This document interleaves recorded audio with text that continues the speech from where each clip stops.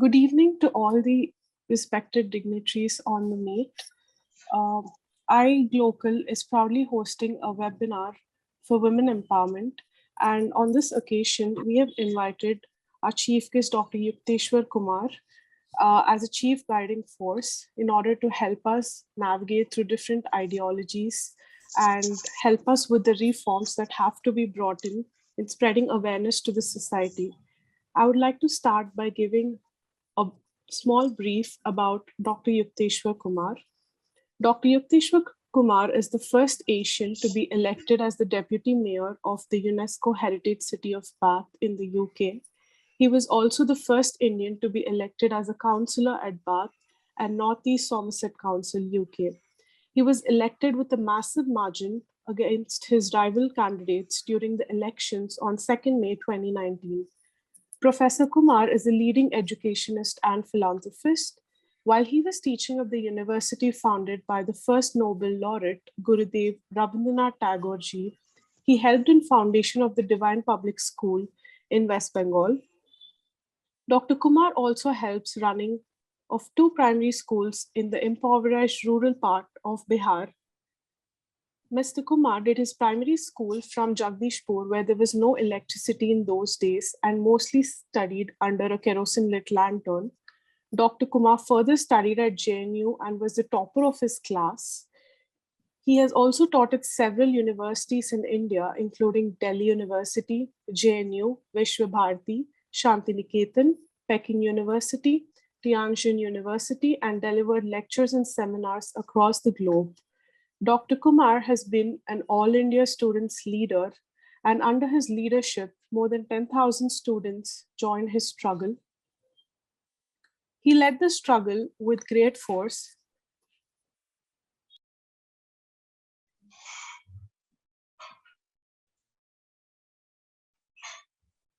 Sorry about my signal.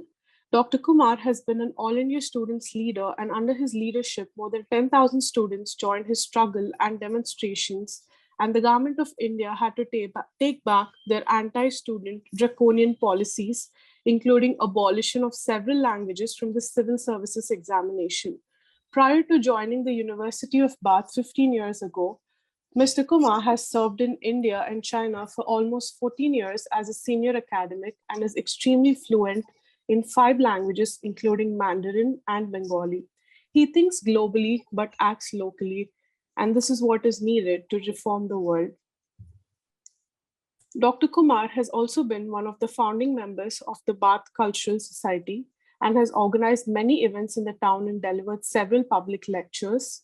He is the vice chair of Bath and Northeast Somerset County Standing Advisory Council for religious education for several years, and he was also the Hindu advisor to Wiltshire County.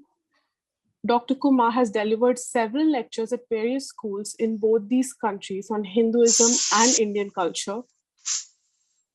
Dr. Kumar has also procured a land in Shantiniketan, West Bengal for establishing a TAN memorial, Sino-Indian Friendship Trust, museum, research center, and school, and currently working on this project. He's looking forward for garnering support from various quarters of the society. As one of the best Chinese speakers of India, he's the first and only Indian to serve as a senior academic at one of the best Western universities in the world. Dr. Kumar has also authored several articles, books, and is currently working on a book called Modi, Sheeping, and Sino-Indian Interface. Dr. Kumar's latest translated book in Hindi, Nark Se Swarg Tak, is now available on Amazon. Prior to the run-up local elections in the United Kingdom, Kumar was racially abused on a street, and he reported about this to the concerned authorities and was featured on the front pages of several local newspapers in Bath. Dr. Kumar regularly writes in electronic and print media and has featured on BBC, TV9, and CCTV several times. Professor Kumar has publicly announced that the significant part of the honorarium from his role as a councillor will go for various charity and community works, both in the UK and in India.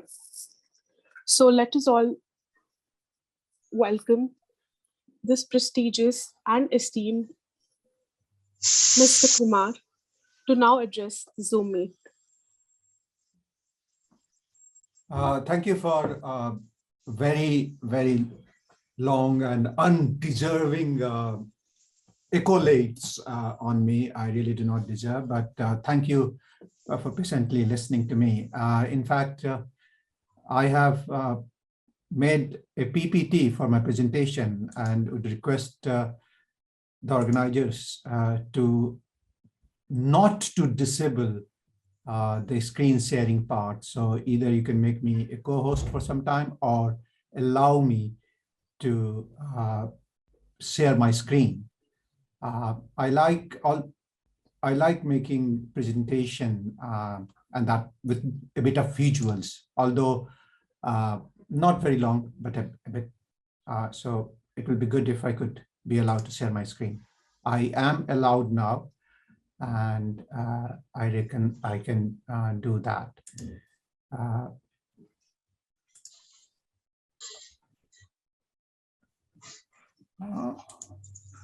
Can you see the screen? Absolutely. Thank you, sir. Okay, excellent. I hope you all can see the screen and understand I've got about 10 minutes time to present before you. So my main theme today is, do we celebrate women enough? Yeah. Do we celebrate that? A reflection. And how do we reposit the womanhood locally and globally? Because that repositing of womanhood was the theme given to me. I would start with some interesting facts. Perhaps some of you know that the first Women Rights Convention made in New York, Seneca Falls, almost 200 years ago, 175 years ago. And the state now, Wilmington Territory, became the first place to grant women to vote many years ago. It was not until 1918 in the UK that the Act of 1918 was passed. So you can understand that even till 1918, and perhaps our great-great-grandfather were alive, even till that time, a developed country like the UK did not allow women to be even elected to the parliament. And they didn't have the voting rights. In fact, in 1928, after 10 years, in Wales, England, Scotland, they got that right to franchise by the Representation Act of 1928.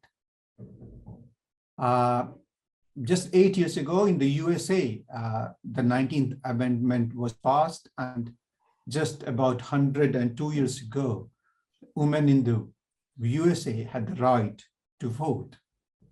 So we have to do quite a lot. There are some key people here and notable women who have worked hard many times, including my favorite one is Elizabeth Cady and Victoria, who tried to be the first women president of America. But till now, more than 150 years since 1872, America has not been able to see a woman president. The vice president has African and Indian origins and heritage. I was looking at some social media and somebody said that if today the president of Russia would have been a woman, there would have been no war. And perhaps I agree that if the most powerful leaders in the world would have been women, perhaps the world would have been much better, safe, peaceful, and a stable place. And I really mean it, because it is the ego of Putin. I've been to the beautiful country. Russia is beautiful.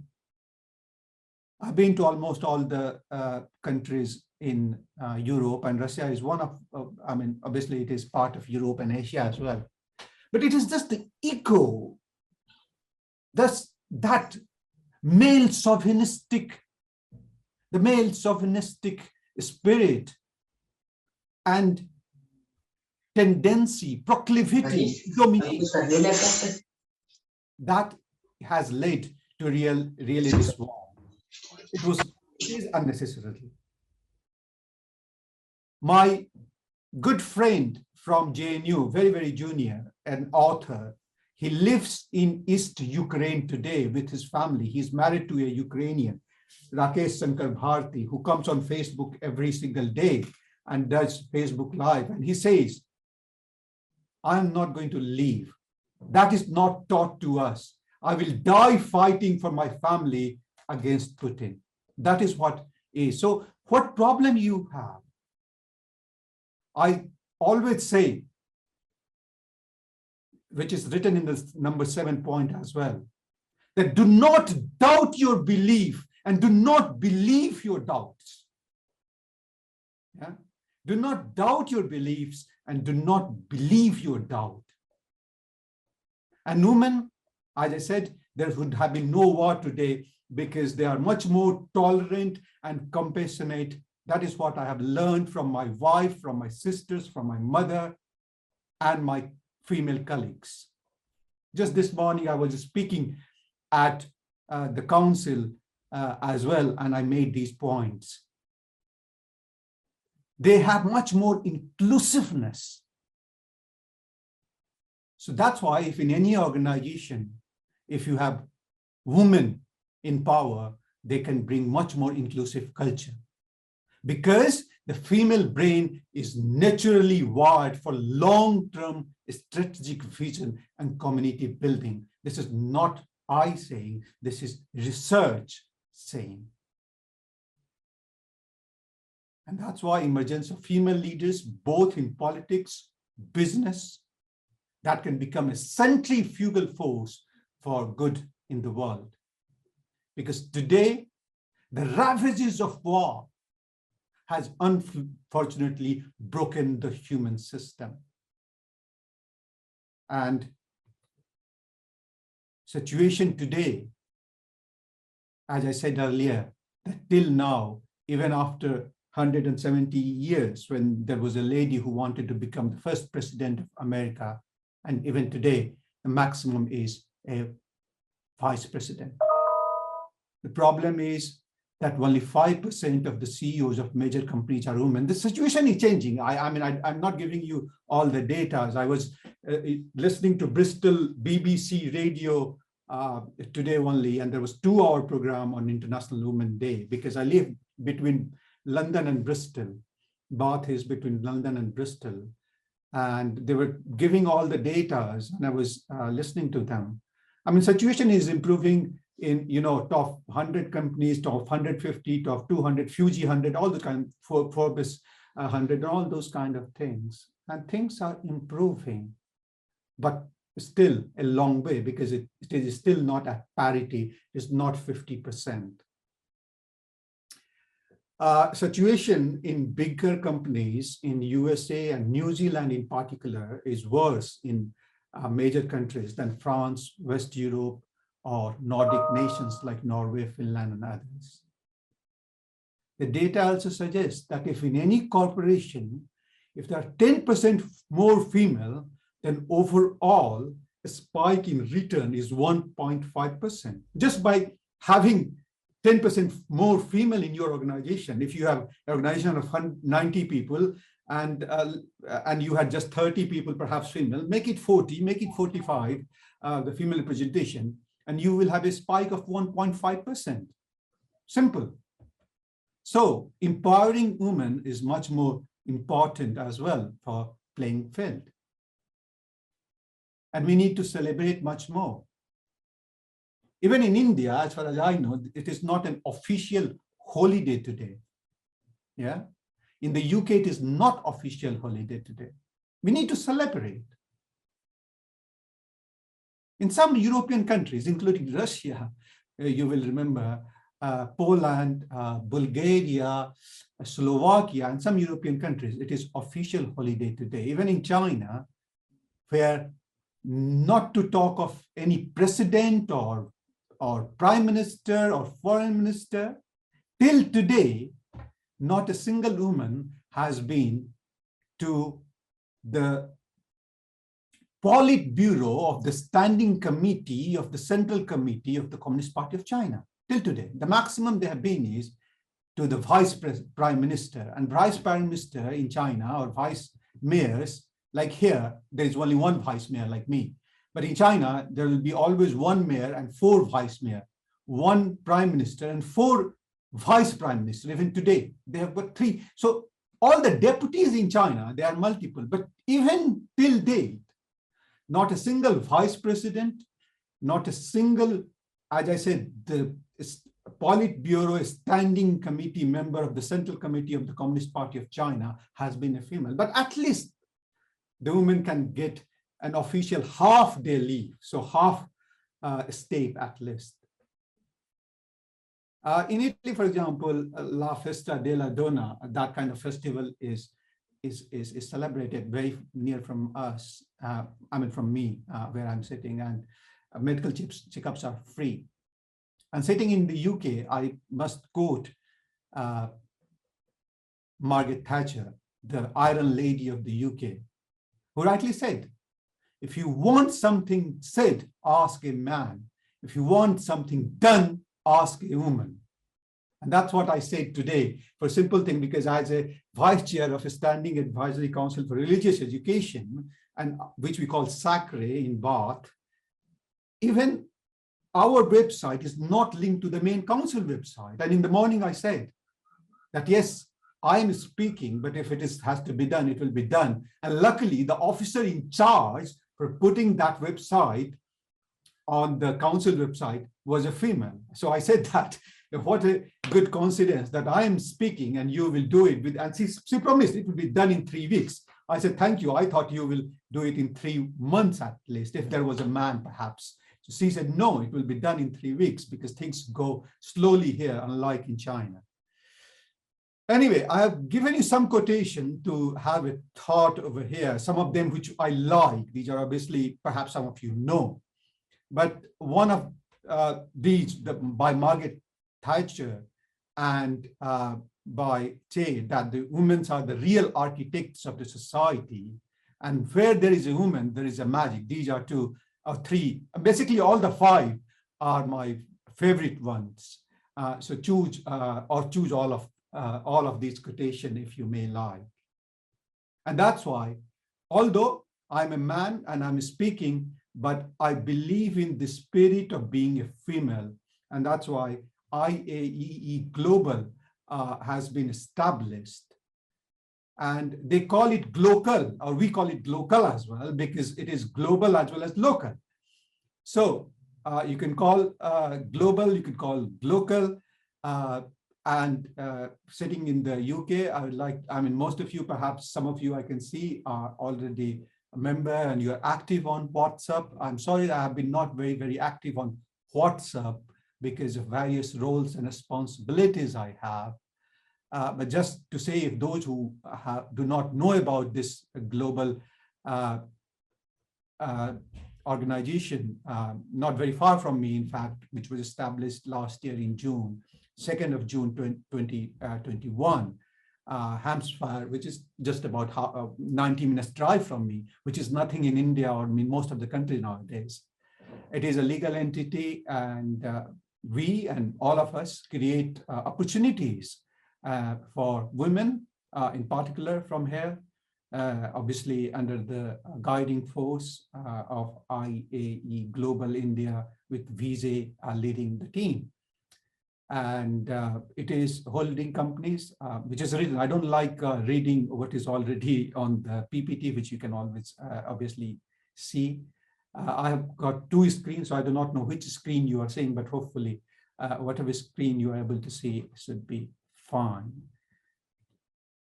Now, the main thing is the SDGs, Sustainable Development Goals of 2015. And finally, I mean, it was earlier 15, and in 2020, it was 17. And I had done a UN conference on this because our students, most of my students, they are top class interpreters, and we work closely with the United Nations, and we get support.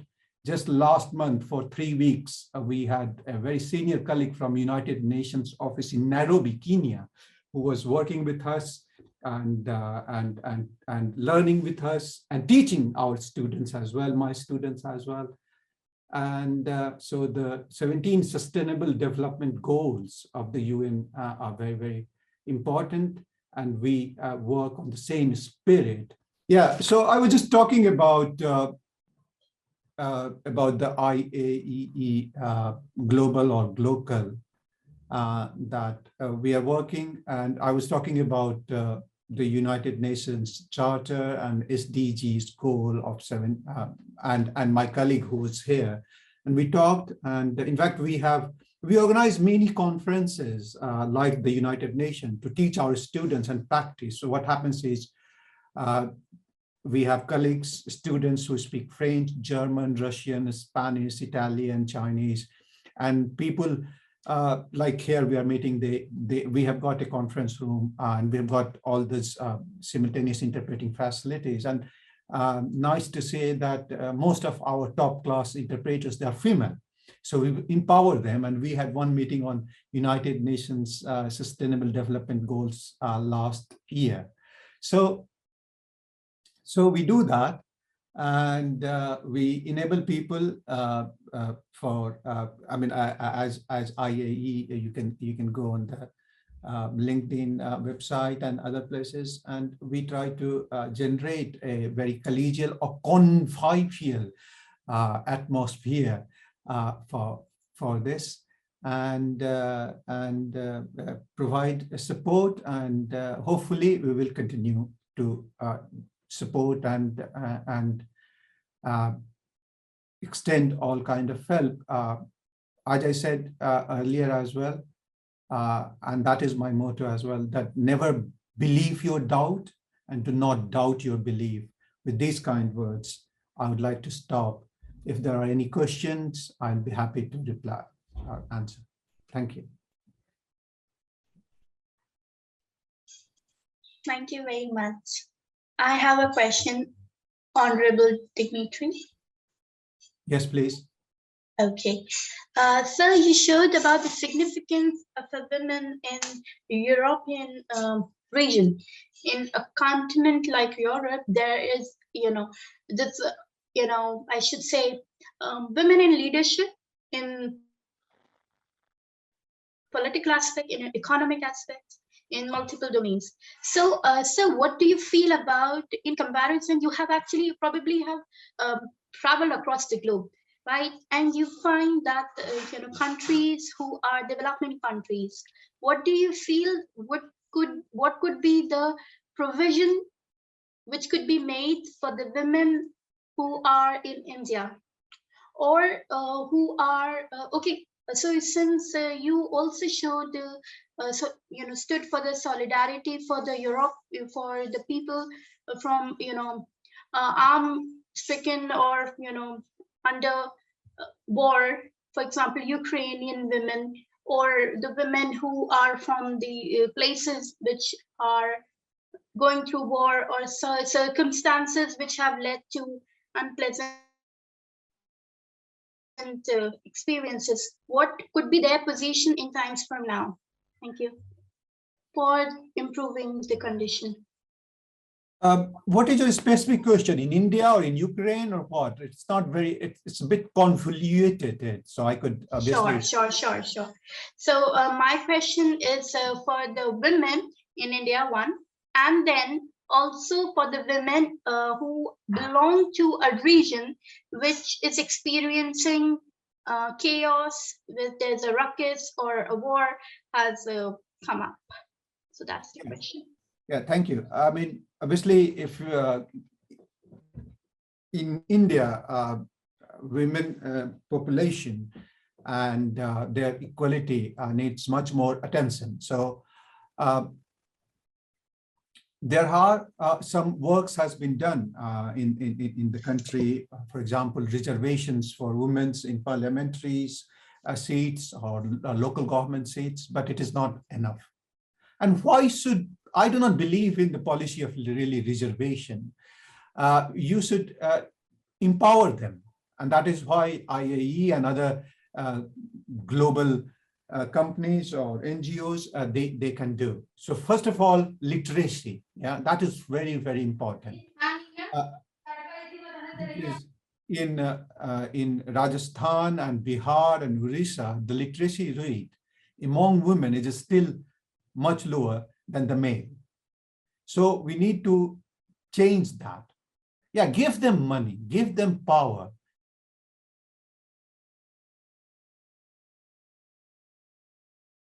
Fellowships, but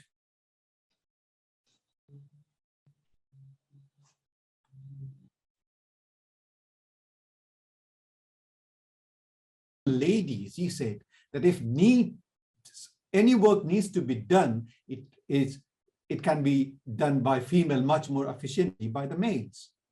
So you have, the female have the power, the female can do much more work. And that's why it will be important that we do give that kind of platform to them in India. So education, literacy, and empowerment. Now, for solution a problem like recent, like you say, a country which is war ravaged, like Ukraine or Syria or earlier in Iraq or Afghanistan. I mean, the problem is that by nature, women take care of the family much more efficiently for the child. I mean, let's be honest, yeah, how much time you give and how much time your wife or your sister give to their kid. And Right. yeah, so just the last point over here. So just now, for example, in this kind of situation, other countries should be much more collegial and give much more opportunities. So just now, for example, people in Poland, in Ukraine, who had gone to Poland, and a female 84-year-old lady, just this morning, she was waiting outside the British embassy. The temperature was -3, cold, inclement weather, and the British embassy was not even opening the doors, despite requests. I mean, these kind of simple things, particularly for women. Because let's be honest as well, although women are more intelligent, but body-wise, that's why we've got different women's cricket and males, because males' body is different. I know, I play badminton, and when I play against let's say, British #1 women player, I can't win against her, but I can make 10 points. But against male player, I can't make even 1 point. So a female body is different, and that's why we need to give them support. So it is very, very important that we all give more opportunities to women and the globe, particularly the global leaders. It is the same, for example, for the British Prime Minister and British Foreign Office, that till today, he has given only 50, you will laugh, 50 visas to Ukrainian refugees, while many other countries, including Poland and Romania, they have given thousands and thousands of thousands. So because we all are human beings, yeah, we are all same. We might have a different color, but we are all, I mean, it is not my fault or your fault that you were born in that kind of country, or but then opportunity should be given. As India and as Lord Buddha always said, Vasudhaiva Kutumbakam, that is what the spirit of India, and that is what the spirit of global leaders should be at this moment. Thank you. Wonderful. So may I please request Gyanada to please take the charge and set the note for my time from me time, talk about the me time, what we discussed this afternoon with the audience, global audience, and thereafter bring it on the my time and connect it with Honorable His Excellency Dr. Y. Kumar's thought and the presentation, lovely presentation and lovely information which was shared by Honorable Sir. And from there, we hand it over to the panelists to discuss it amongst themselves so that we are able to get guided by Honorable His Excellency Dr. Y. Kumar to give us the ideas to craft way forward on this, to work on my time. Please, Gyanada. Thank you, Vijay sir, for giving me this opportunity. First of all, I would like to thank our esteemed dignitary, Dr. Professor Yukteswar Kumar, for sharing such insightful perspectives with us.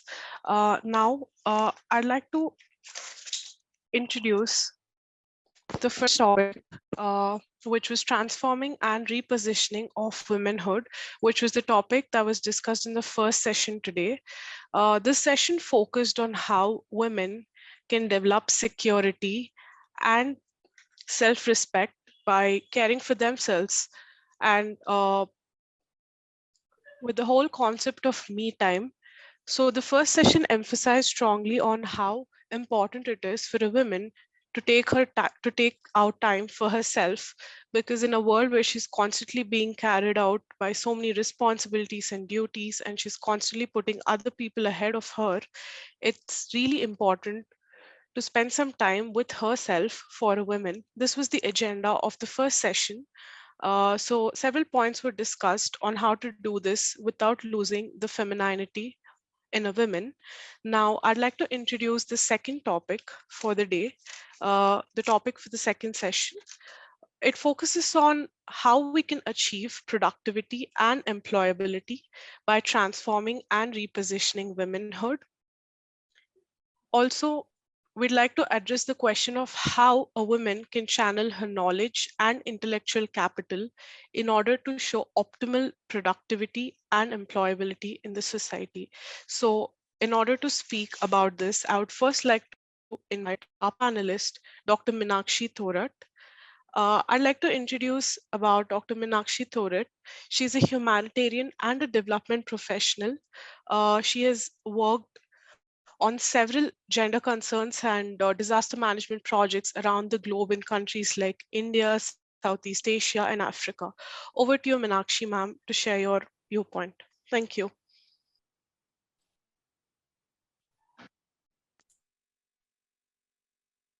Meenakshi ma'am, you're on mute. Thanks, Gyanada, on getting me on board. And I wish all of us a very happy Women's Day. And thank you so much, Mr. Vijay Srivastava and the organization IAEG Local and Global to give me this opportunity of addressing this particular session. So with the permission of the chair, I'll go ahead with a few thoughts that I carry. See now, how do we define knowledge? How do we define, the productivity part of it? How do we come to a point where employability should it be directly linked to productivity in terms of the education one has achieved? So I would like to just put forth certain viewpoints. Number one being that women are productive by nature. When I say that, I basically mean like what our dignitary chief guest talked about, that women do work and they produce results.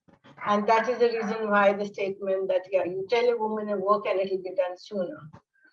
So when we come back to it, what do we mean by that? Now, women by nature adopt, learn, and grasp what they go through. Women per se, all of us need an education, no doubt about it, but it is not that without education, our rural sisters are unproductive.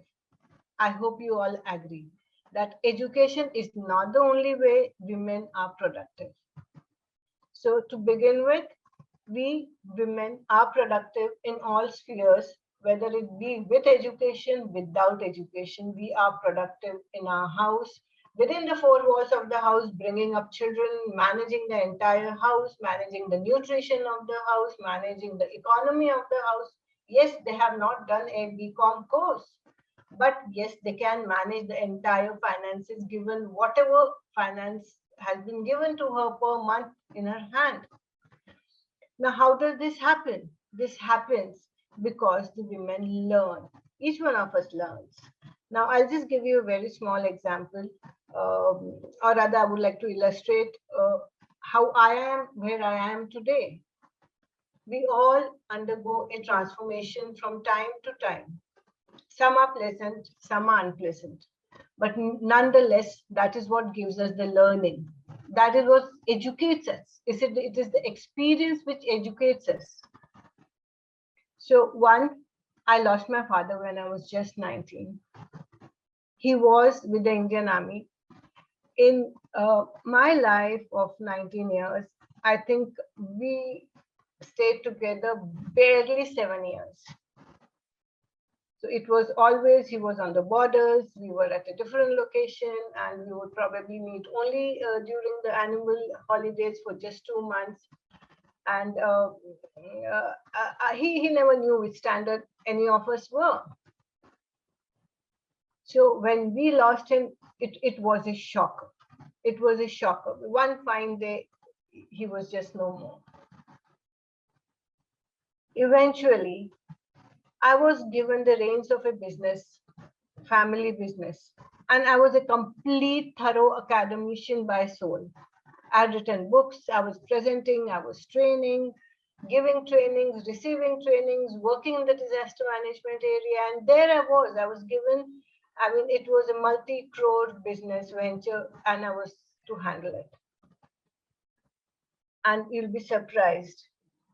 I did my best, but believe me, it was 2 years that I realized I had not paid sales tax. Everybody said, oh, you're educated, didn't you know? I said, listen, I am educated, but I'm not educated in all and every spheres of this entire world. In all the and every spheres of knowledge. So fine, you learn from a mistake and rectify it. So hence on started my journey. I managed it well. It reached a top. I was the person in the entire organization, managing labor, coming from a Marxist university. You can imagine what it means. I mean, I had a very different idea of, how to handle labor. And the 90s saw many more labor union movements across India. And Pune, Bombay being the industrial belt, I saw many more, and they were really painful. So I, again, with that Marxist university, Marxist background, thought this is the way I should handle it. But the ground reality was different. Nevertheless, the trainings I underwent in disaster management helped me with them. And it was surprising that I was taking trainings for a fourth class labor, third class labor, for unskilled, skilled labor, and the trainings worked.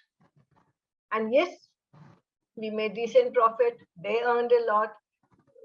It progressed well. So now coming to the next one. Here I was working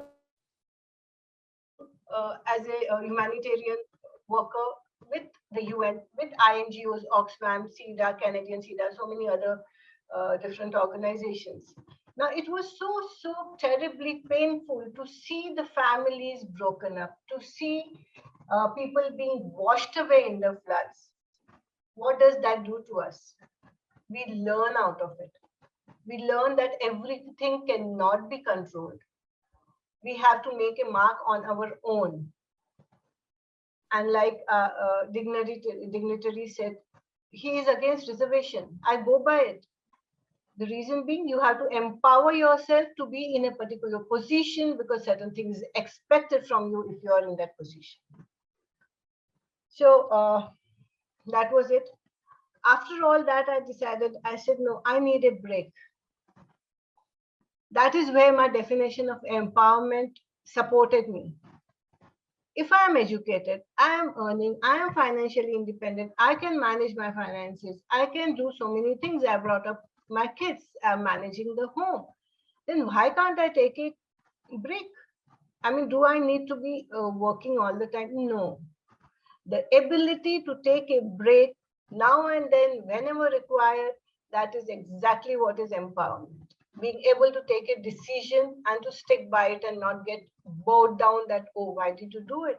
Probably we are losing some money. So we do not do it with any guilt, but we do it with our own self-knowledge and awareness to the people around us that, yeah, I have achieved, I know what I am doing, and this is best for everyone.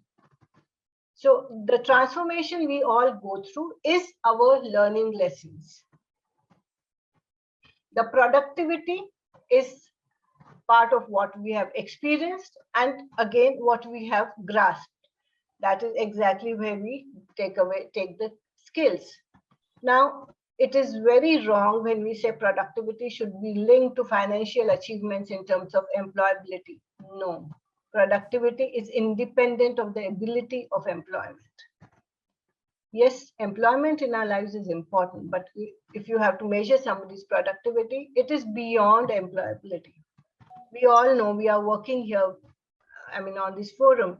We go back home. It is not that we just sit on the chair saying that, okay, things should come. No, we get moving.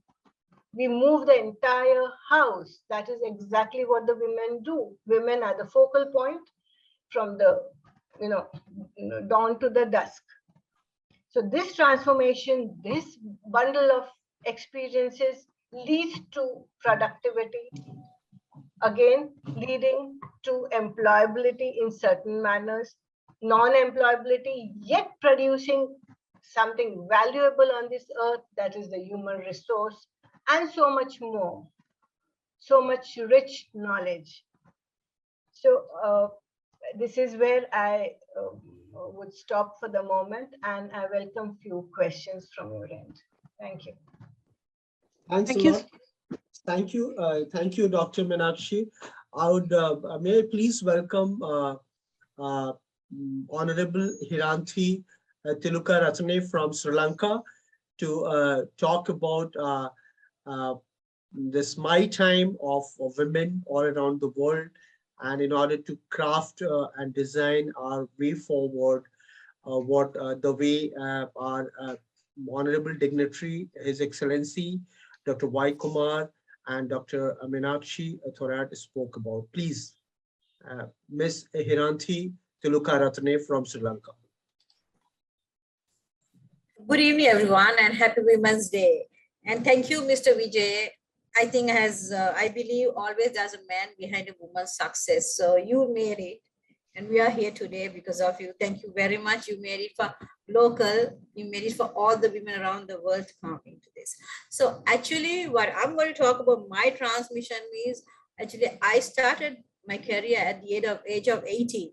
And along with that, I started doing my studies. And then at a young age of like 21, I got married. 23, 5, I got 3 kids. So it wasn't easy for me to juggle with my office work and my studies.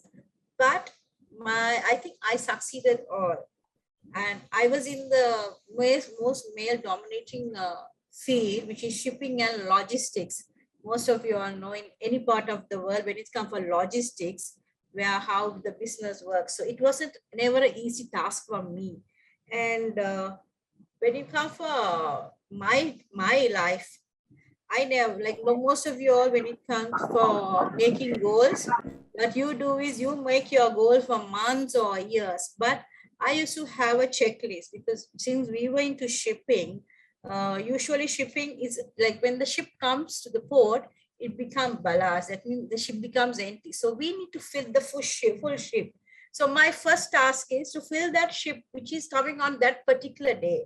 So that's how I managed to increase my goals. That's how I did set it, my first task. So one by one, my goals were expanding. So I was there for about 27 years, and it was like very demanding, and men are not that easy to work with men. And there were like it's a 24/7 work that I do, and there was no sleeping time for me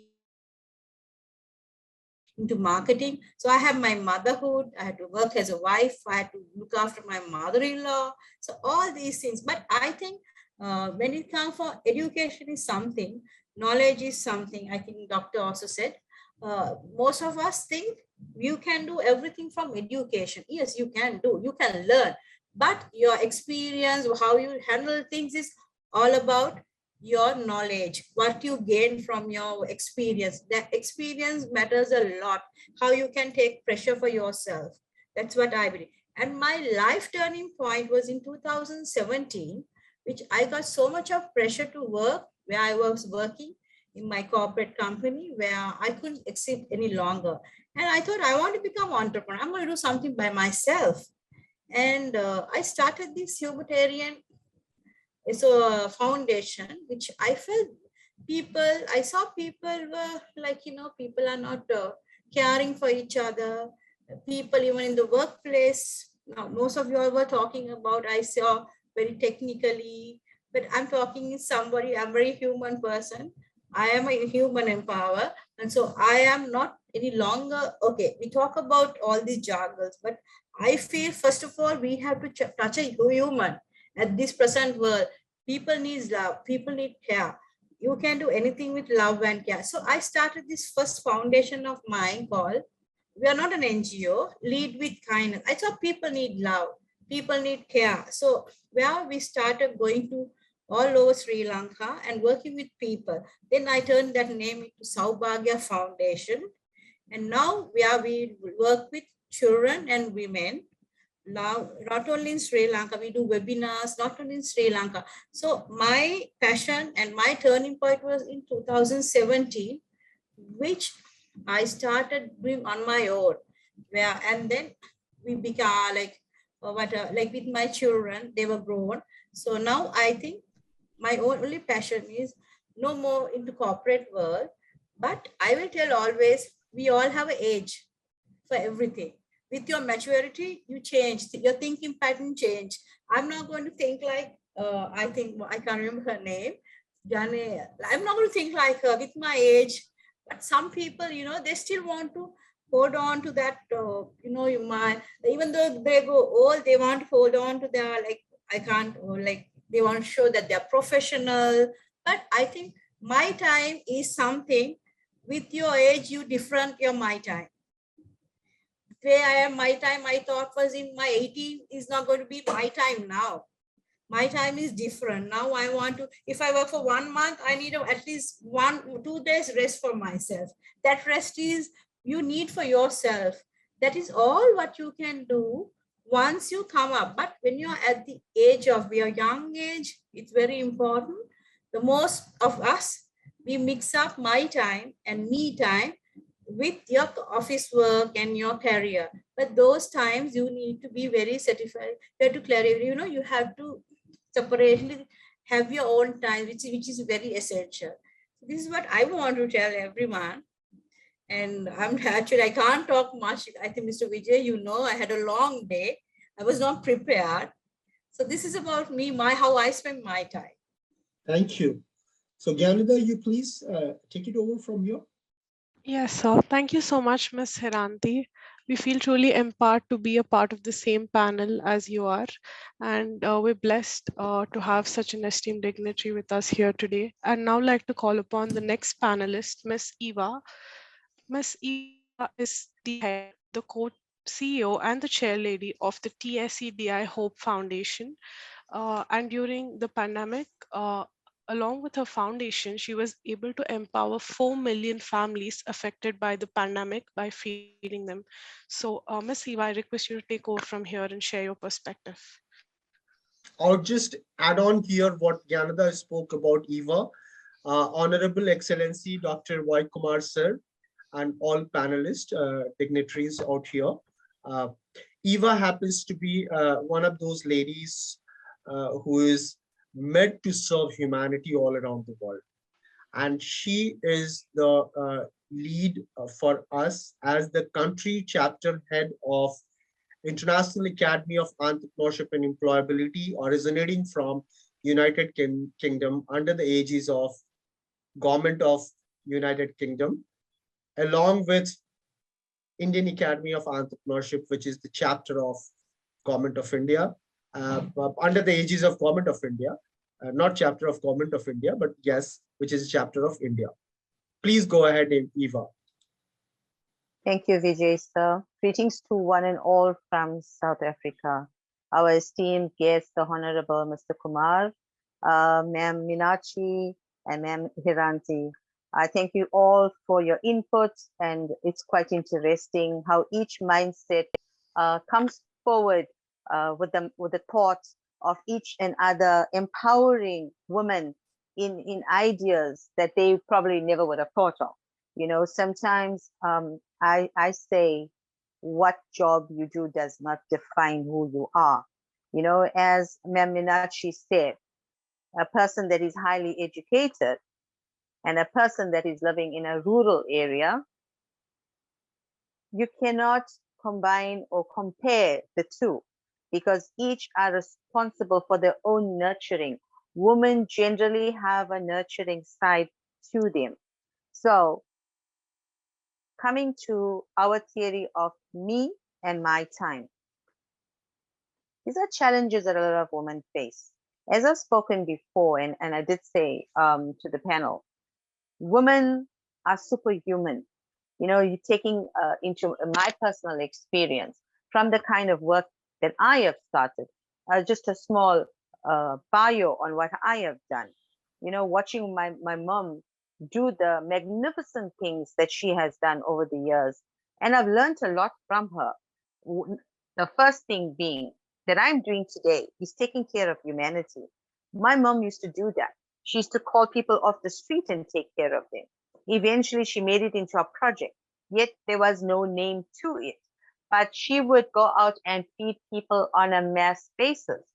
As the years progressed, I've done various jobs. I eventually finished up working for the ruling party of our country as a ground worker. And that is where I've seen the real plight of the people. You know, I say it openly on a platform, and Vijay sir knows, I've said this many, many times before. The government will only look for you when it's election time, only when they need your votes. I work on a daily basis with the forgotten communities, with the people that are living in deplorable conditions. I've seen it all. I've seen the state of affairs because I go out there to do my feeding projects. You won't find anybody there. You won't find anybody in high power there to help these people. But they struggle to get along. They struggle to do what they do. So on our job at that given time to go door to door, speaking to the people about the ruling party, I realized it changed. It changed my perspective on life. Number one, people had real problems and issues. They were going for help to government offices, but they were being turned away or they were being lied to. There were real issues. There were simple issues that could be resolved with senior citizens. They are now becoming the forgotten people, yet they have paid their dues to society. They have contributed to the growing of a country. So all these notes that we would take down, and we would go back to the office and sit and discuss who's going to get helped and who's not going to get help. I sat and spoke to my friends because we are with one mind and one accord, with the same passion. And I said to them, ladies, listen, can we not do this as an NGO?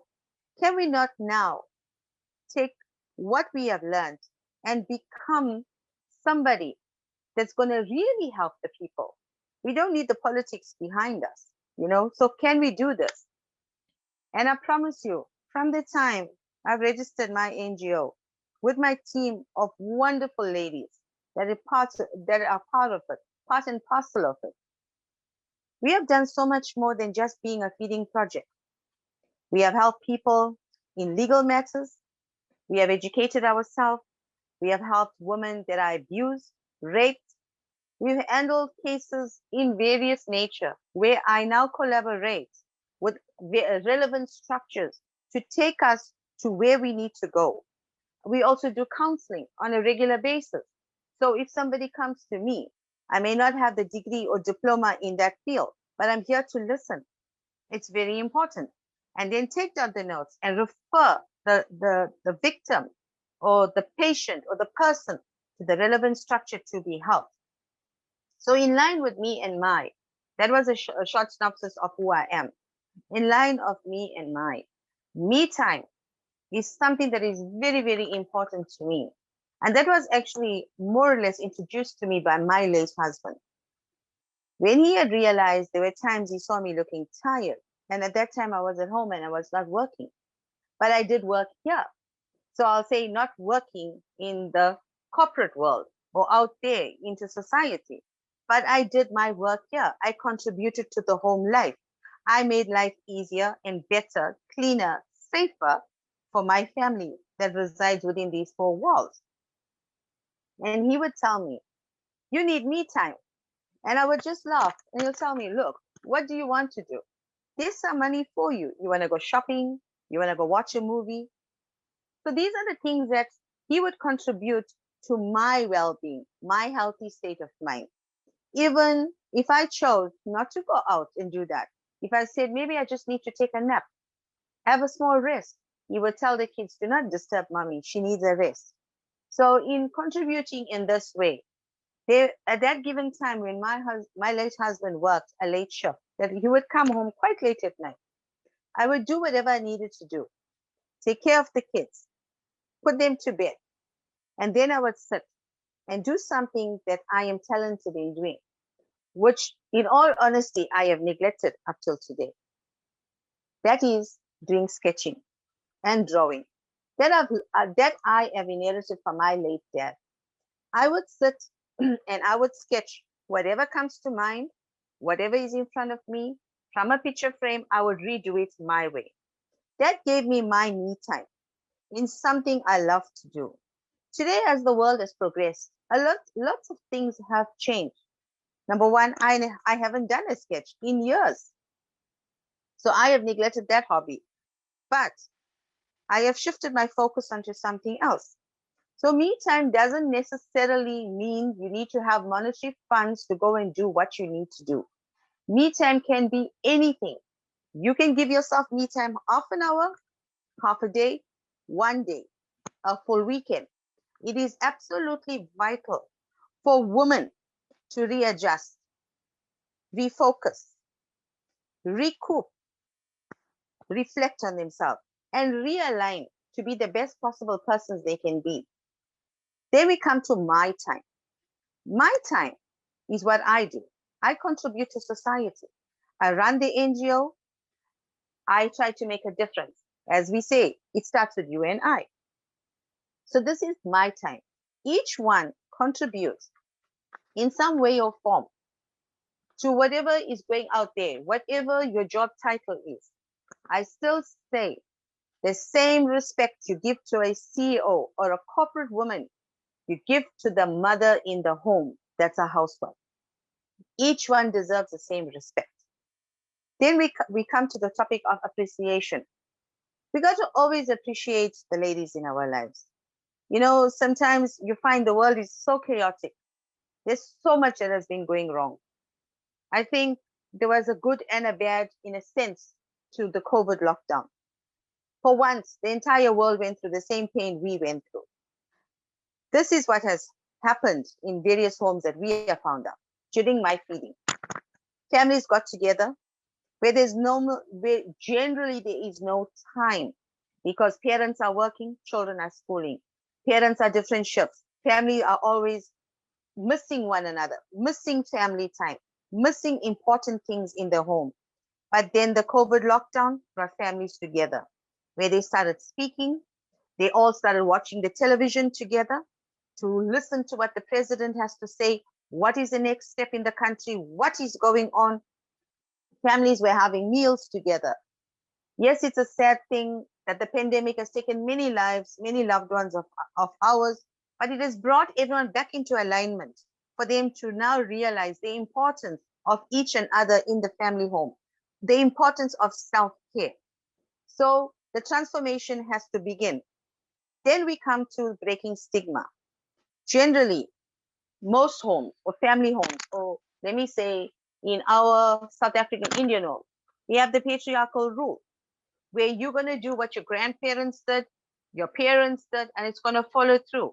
Where sometimes you find, as society has modern right now, there is still the patriarchal rule where women are not allowed to do a lot of things.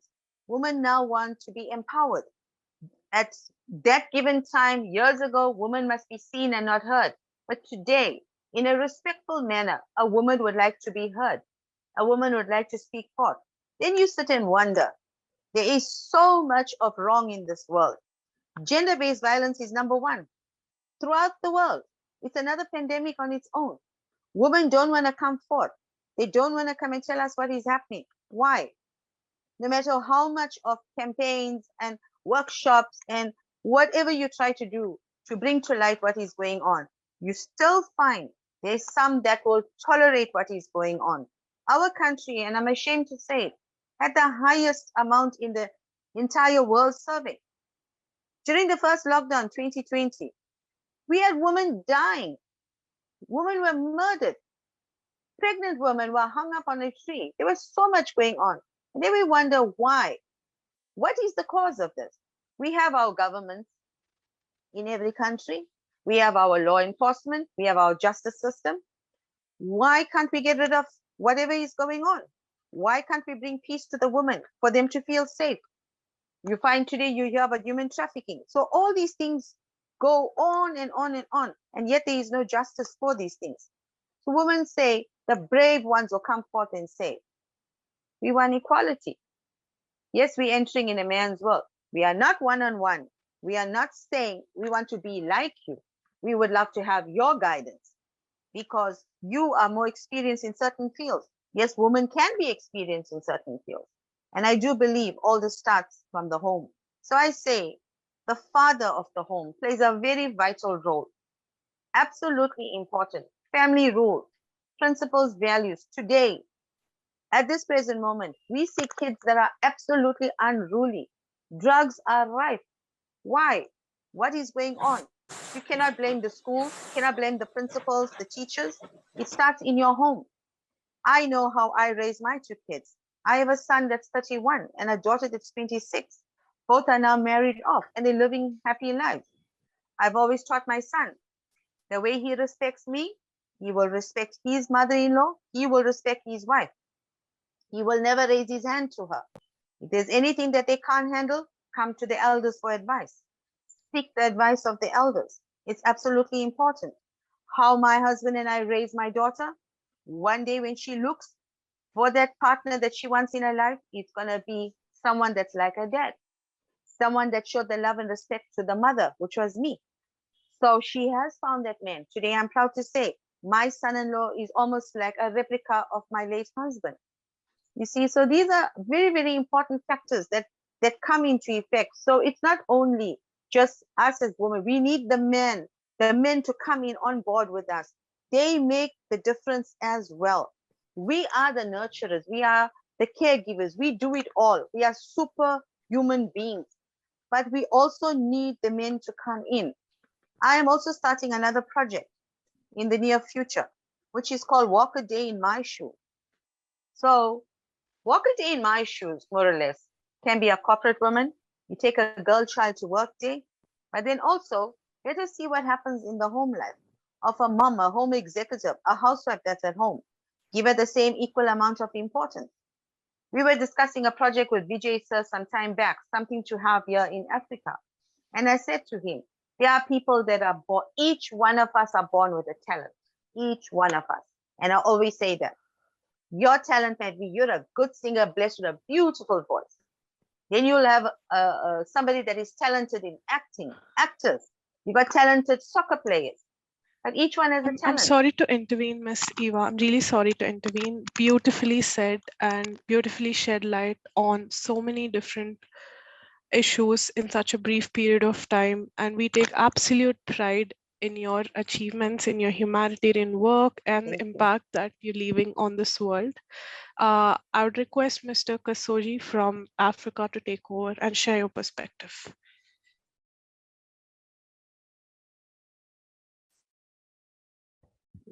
Thank you very much, the moderator. Thank you very much, Honorable Kuma, Sir Professor Kuma. Thank you very much, Chairman. All protocol observed. I sincerely appreciate this. I had a question to put to Professor Kuma one, but let me first talk about my time. I can send it even through WhatsApp to the Chairman VJ. But my time, we discussed in the morning comparatively well. My name is Professor Kasozi Geoffrey. I'm from Uganda. Professor Kuma, I'm from Uganda.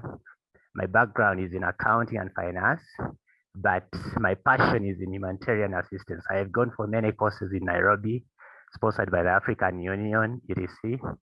My passion is on humanitarian assistance and development. All right, and I do lecturing in universities. My time, to me, is growth. My time means growth, personal growth.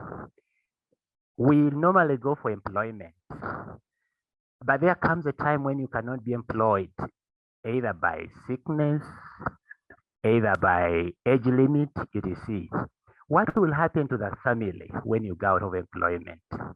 So my time would specifically imply growth. You must get personal growth, like in academics, like in finance. There are those who are disadvantaged. They may not have received formal education. Could be that dad died at the earlier age. So there might be an opportunity for you to come up on board again and gain education, formal education, through certificate to diploma, etc. So my time means growth, so that you can be able to, most especially when you retire, you can be able to live an excellent life. My time means excellent innovation. I'm using the word excellent, but excellent can be modeled by the professors and other mentors, but excellent innovation and idea. Developing a concept from inception, developing a concept from inception and building it up. That is my time. So you think about, as you're working, you think about a concept that I want to start a school. But as you're working with UN, with African Union, with anything, with any international organization, you think about that concept. You go on building it, that when I become 30, I should be running this school, like what Professor Kuma has already told us a while ago. And Eva, the project she's thinking about, and many others. So that is my time in that perspective. My time means setting a precedence for the children, friends, etc. Making a legacy. Like now, my time when I was a footballer, everybody in Africa knows Kasozi was a footballer. Everybody knows Messi. Everybody knows Ronaldo. Everybody knows my time. Everybody knows Chairman VJ. My time, I appropriately used it. He set up a very good international organization. Professor Kuma has just given us a brief history about IAEG. It is either local or international. So during my time, there was a precedent set, a legacy. So that's my time. So what are you thinking about to leave to your children? Are you leaving good characters or bad characters? That during my time, daddy was a thief. During my time, mommy was a prostitute. So what legacy are you leaving behind? That is my time.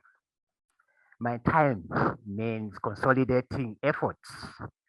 My time means sharing, consolidating efforts. All what you have been thinking about, you consolidate them into one aspect. one aspect, and then it comes out to be a very good project. You consolidate them, all these businesses, poultry, etc., you consolidate and then they become viable unicorn businesses. My time means defining challenges positively.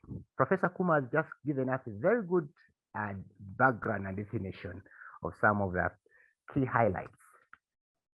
How do you look at challenges? Do you look at challenges in, he said, well, if you want something to be done, ask for a woman. But the man looks at a challenge as a negative aspiration. So what do you want to do? When a lady sees a snake entering the house, the man runs away. The lady comes and holds a stick, he kills the snake. My time means seeing challenges, defining challenges positively. Right. My time means impact to society. What impact have you brought to society? During my time, what are people going to remember you on? I started a factory in my own village. Professor, we shall remember you very well today and the years to come. I'm sorry to interrupt you, Mr. Kasoji. I'm really sorry to interrupt. Really appreciate if you would wrap it up as we need to open the session for questions. Really sorry about that. Okay, I'm winding up.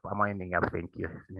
So my time means attending training, workshops, and advanced practical and academic knowledge. So that's what I had. Sorry for that delay, but those are the ones I had. The most important elements: attending training, workshops, and seminars, so that you can be able to advance knowledge practically and academically. Thank you very much, moderator. Thank you so much for your wonderful inputs, Mr. Kasoji. The session is now open to questions from the audience.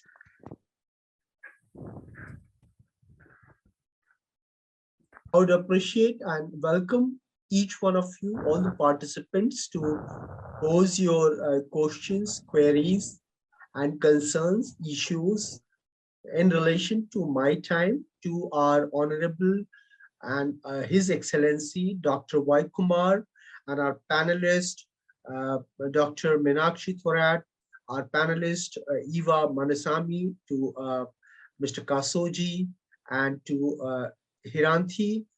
Miss Hiranthi Karuna Tilake has to move out of this because she had her commitments or prior commitments. Please go ahead.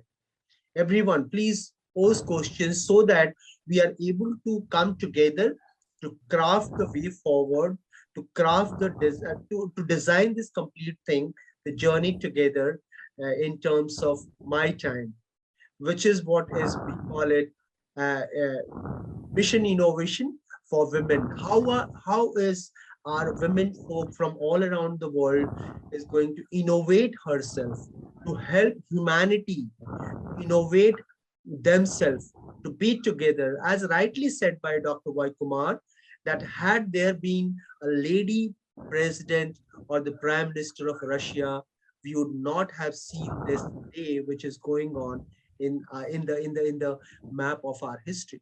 So please go ahead, audience, and please pose your questions. And I would appreciate Ms. Geeta, who comes from Hyderabad. If she can pose some questions, that would be of great honor for us. Please. Thank you very much, Honorable Sir. My first question goes to Professor Kuma. I really appreciate your wonderful contribution and the debate you have aroused. One, what are the global current efforts to make women inclusion in leadership positions come to realization? UN has a gender parity, UN has a gender perspective equality, 50-50. But why have we not achieved that? What can be done so that we can achieve that gender equality? We have been talking about it in papers, but practically, how can we model that so that we have a vice president or even a president of Russia being a lady? Two, Now back to my company, IAEGlocal. How can IAEGlocal make a strong drive to achieve this? How can we make a strong drive as IAEGlocal to make this equality come to test practically? Thank you.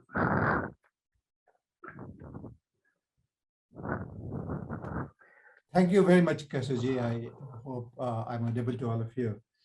Now, gender equality is a big issue and a very challenging issue.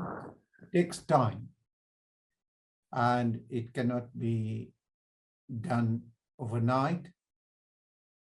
You'll be happy, and I'm sure as an intellectual, you know that things are improving. I have the data.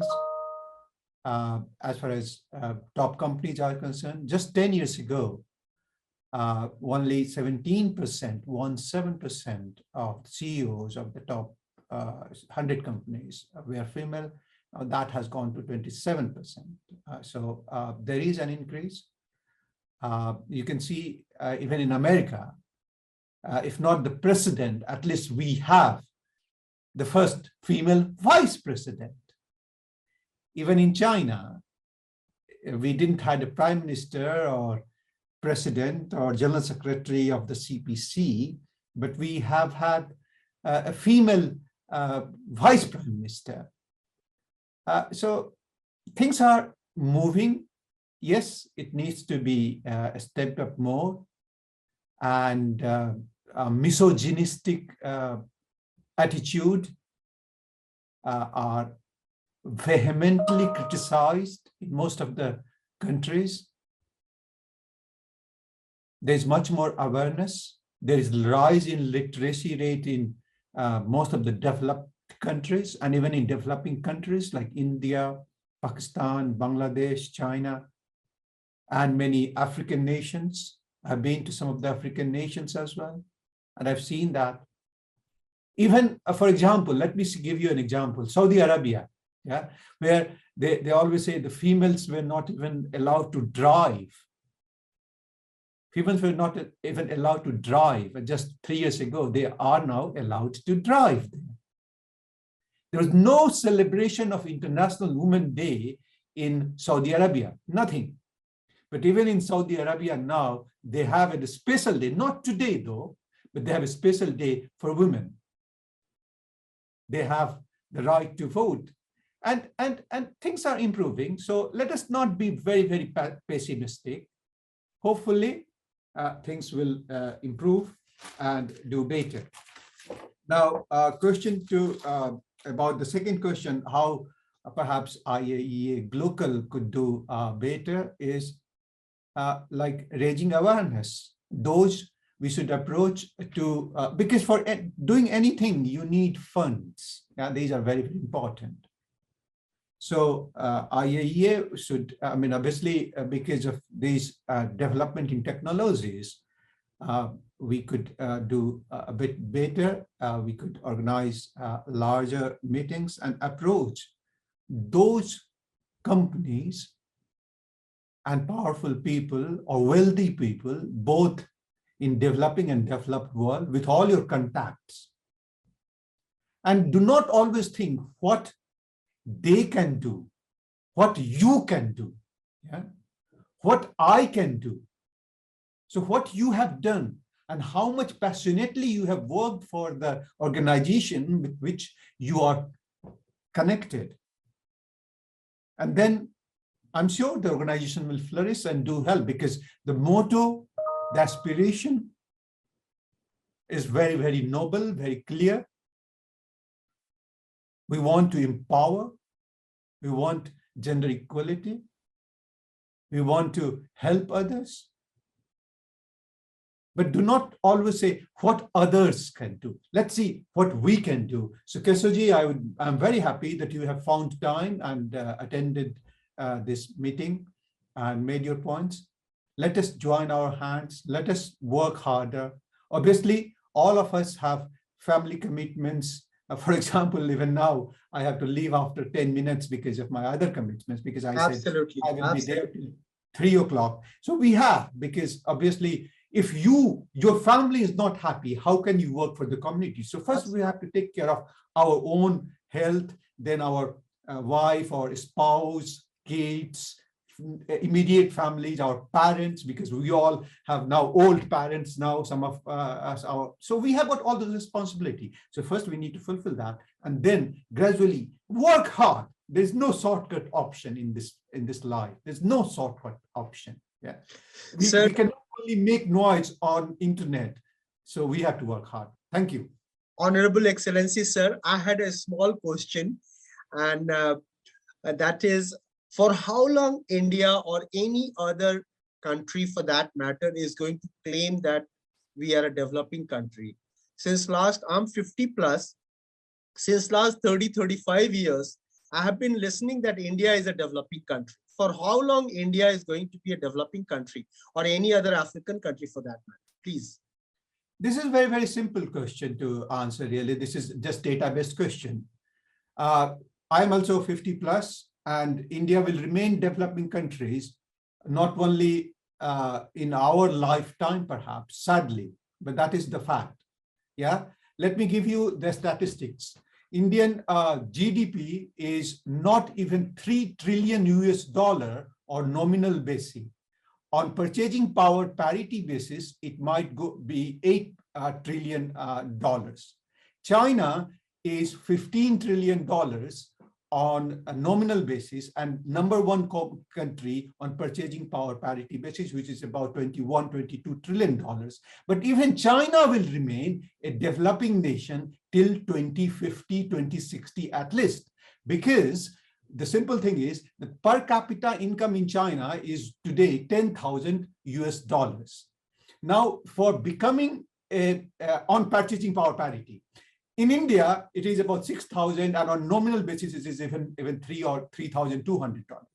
So for becoming a developed country and a welfare society, per capita income needs to be at least $15,000, $16,000. So even East European countries, which are developed countries, for example, Poland, Romania, Hungary, we call them as a poor country, to be honest, not to talk of other countries like India or Polish, Bulgaria, Romania. I've been there.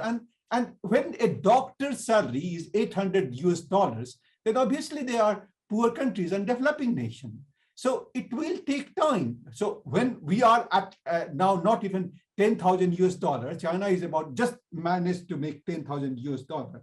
So for going from $10,000 to $16,000 for a country which has 1.28 billion people, it will take time.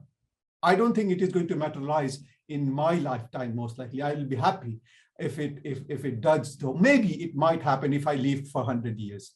Thank you. Beautiful, beautiful. Beautifully said, Dr. Kumar. And Gyanada, over to you, please. Thank you for sharing your perspective. I'd now like to give Ms. Aska an opportunity to ask her question.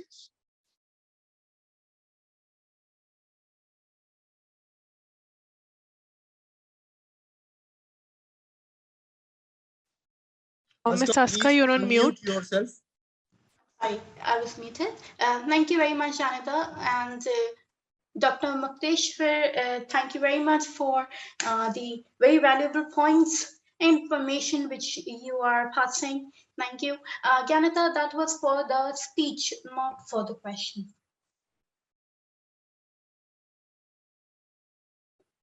You want to give a speech on what? The time is, we have got our time constraint. Okay. Yeah. So, if you can please present your views within 2 minutes time, so just give me 2 minutes. Yeah, I think I can sum up my. Surely. Getting all of your points. So I think I can sum up my speech in 120 seconds, 2 minutes. All right. Thank you very much, all the dignitaries, ladies and gentlemen. See, I realize the fact that the significance since today is Women's Day, the significance of women is being considered. But, you know, I see that there is a presence of men. So when we talk about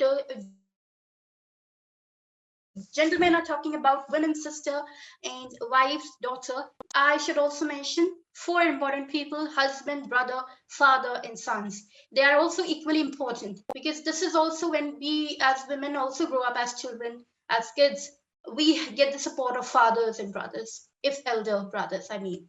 So anyhow, so this is what we mean. That's the support we get. I think the women in the world should rediscover themselves when see we can see a paradigm shift.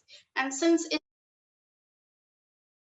it's artificial intelligence, after it's, you know, how it is taking a hype, and after post COVID era, I should call it era, it is that we have to discover ourselves. We discover that there are a lot of challenges which is often being witnessed, and there we can see that because of the economic crisis, there is a competition in acquiring opportunities. So this has also become a impediment and a greater challenge in terms of having acquiring an opportunity. And then I feel that there should be a self-determination for a woman, and not just I'm not talking, because you know we often divide it as rural class or urban class. It's not always that way. Even in urban class, women experience common problems like domestic violence sometimes, or I should say subjugation of voices in the urban societies as well, in the elite class as well. There is also, it is also there. So it is the self-determined in terms of, you know, having a control of your decisions, life, and to draw a line between right and wrong, and to be disciplined enough to have a canvas, and you got to paint it yourself. So that way to build. Very good. Very good. Achka, thanks a lot for your kind this thing. May I please request, now we are running short of time.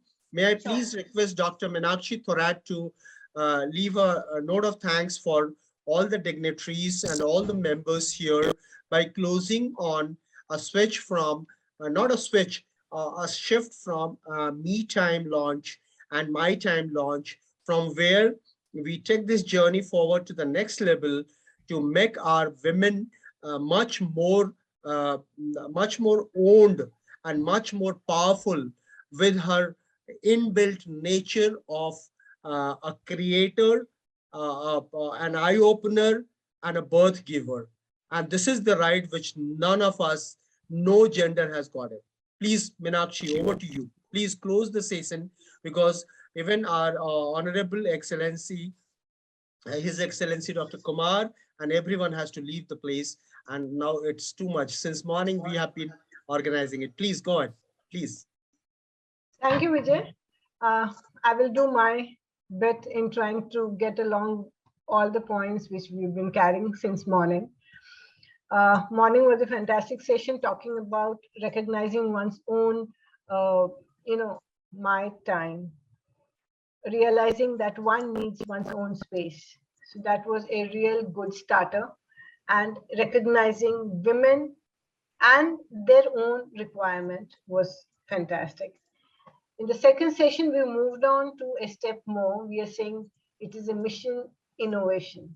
Now that means stepping out of the house. That is very well, captured by Ms. Eva and our dignitary, Mr. Yukteswar Kumar, and other speakers as well. I would like to just bring in one point here, that for us to go forward, we just need to realize that it is not only the reservation we should be looking forward to, it is building our own strength. That is one. Number two, let us also remember, while men begin working at the age of 18, 19, 20, 21, or 25, after the official education, women begin working far more earlier. However, they come in the corporate sector with a load of 2 kids on their back and an entire family. So let us also be able to, I wouldn't say discount, but kindly consider that the 10 years or 12 years of time of a woman's life which goes in, productively managing a home and a job, which also means, like our friend from Sri Lanka spoke about, that it is difficult to manage both, but the consideration given that a person is managing two portfolios at the same time needs much more respect. So I would leave this forum with the thoughts that let us work out how to give women their due for managing two things, right from, say, in the corporate sector from age 20 to 35. They're doing two jobs together. Let's give it a thought, and then probably we take it ahead. So with these few words, I thank our dignitary, and he has been a fantastic speaker, and all other panelists who's given us so much of knowledge, and our moderators, and young lady, sorry, I'm not great at the chairwoman, Gyanada. Gyanada, yes. And she's done a fantastic job. Gyanada, all the best to you, and all the best to all the women in this world and on this forum. Thank you so much for being a part of this program, and I end here. Namaskar. This is just the beginning. We have to go a long way. Eva, thanks a lot. Kasoji, thanks a lot. Dr. Meenakshi, thanks a lot. We have to change this world and the perspective of our women folk towards transforming them and repositioning them through entrepreneurship and employability by being aside them, not by operating them, not by exploiting them. Thanks a lot. Thank you, everyone. Thank you. God bless us all. Look forward to be there in the journey till eternity. Thank you. Bye-bye.